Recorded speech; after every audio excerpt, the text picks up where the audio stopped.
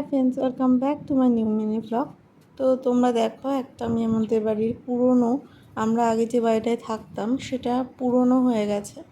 তো সেইখানেরই তোমাদের আজকে দেখাবো। ঘরটায় আমি ঘুরতে এসেছিলাম, দেখি কি আজব কাণ্ড।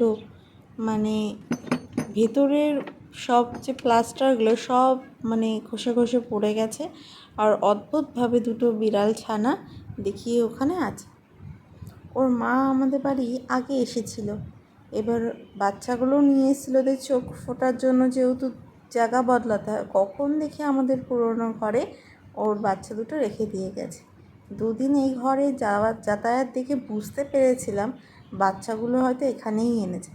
দেখো, বাচ্চাটাগুলো ভয় পাচ্ছে। ওরা এখন মায়ের ফিডিং দুধই খায়। দেখো, একটা বট গাছ হয়ে আমাদের পুরনো বাড়িটাকে পুরো একদম ছাড়খাড় করে দিয়েছে। এই গাছটাকে কাটা ইমিডিয়েট দরকার। তো এটাই হচ্ছে ওর মা প্রচণ্ড তৃষ্ণার্ত, ক্ষিধার্ত। রোদ গরম যা পড়ছে, তাই ওকে একটু পায়েস খেতে দিলাম। ভিডিওটা ভালো লাগলে অবশ্যই লাইক করো। টাটা।